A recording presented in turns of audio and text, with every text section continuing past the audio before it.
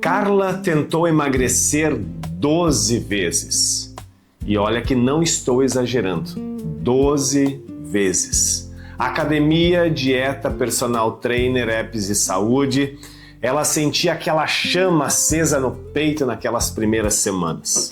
Via a balança mexer, sentia as roupas folgando, olhava no espelho e pensava, dessa vez vai. E depois de 2 ou 3 meses, sem nenhuma razão óbvia, tudo voltava. O peso, a rotina antiga, a sensação de fracasso. E a conclusão que chegava sempre era a mesma, a mais dolorosa de todas. Talvez eu simplesmente não seja capaz. Carla não era fraca, Carla não era preguiçosa. Carla estava tentando mudar o lugar errado. E talvez você conheça esse ciclo. Você decide mudar alguma coisa, começa com energia, com propósito, com clareza. As primeiras semanas funcionam. Você sente a mudança, vê o resultado e então, sem nenhum evento dramático, você volta para onde estava. E a conclusão que a sua mente tira é sempre a mesma. Talvez eu não seja o tipo de pessoa que consegue. E esse pensamento ele está errado. E eu vou mostrar por quê. Imagine que você tem um elástico nas suas mãos agora. Você segura esses elásticos com os 2 polegares, puxa com força, sente a tensão crescendo nos dedos, vê o elástico se deformar, esticar, mudar a forma, parece diferente, parece que mudou de verdade. Então você solta esse elástico, você ouve aquele estalo seco e o elástico volta exatamente para onde estava. Como se nunca tivesse sido puxado.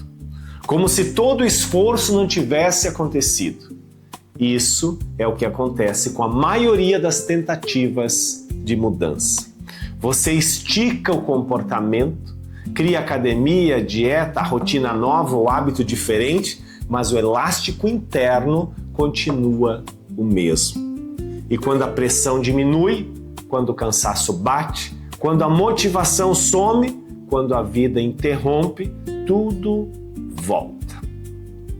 Não porque você é fraco, não porque você é incapaz, porque a raiz do problema nunca foi tocada. E qual é a raiz? A maioria das pessoas, quando quer mudar de vida, começa pela superfície. Muda o comportamento, muda o que faz, os hábitos, a rotina, o comportamento em si, mas não muda quem acredita ser. E existe uma diferença enorme entre os dois. Comportamento é o que você faz. Identidade é a imagem que você construiu de si mesmo ao longo da vida. Então, identidade é simplesmente a imagem que você tem de si mesmo. E isso governa tudo o que você faz. Se você acredita que não tem disciplina, você vai encontrar razões para evitar compromissos. Se você acredita que não é bom com dinheiro, você vai tomar decisões que confirmam essa crença. Se você acredita que já passou da fase de crescer, você vai deixar de enxergar oportunidades que estão bem ali na sua frente. Identidade é o filtro invisível pelo qual você interpreta tudo o que acontece. E é por isso que mudar só o comportamento sem mudar a identidade é como pintar uma parede com infiltração. Você passa a tinta, fica bonito, parece que foi resolvido. Você sente aquele cheiro de tinta nova no ar e pensa, dessa vez ficou bom. 3 meses depois a tinta começa a descascar. A mancha volta porque a infiltração estava lá o tempo todo. O pesquisador James Clear, autor do livro Hábitos Atômicos, que vendeu mais de 20 milhões de cópias no mundo, chegou a uma conclusão que resume tudo isso.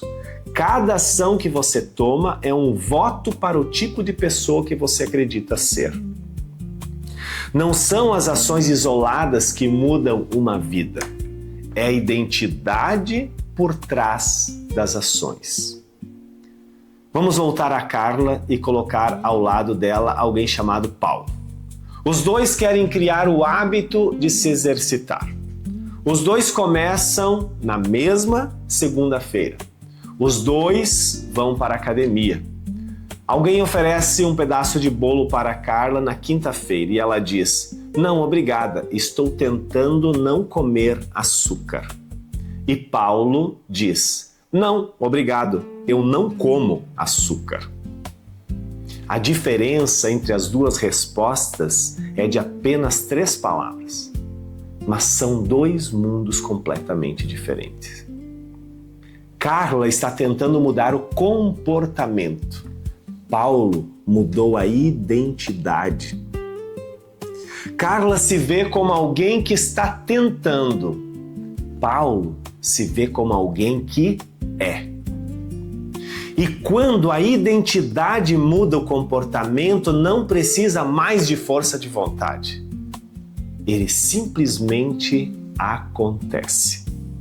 6 meses depois, Paulo continua se exercitando. Carla está na 13ª tentativa. E eu vivi essa diferença na própria pele. Por muito tempo, carreguei uma identidade que governava tudo, sem que eu percebesse.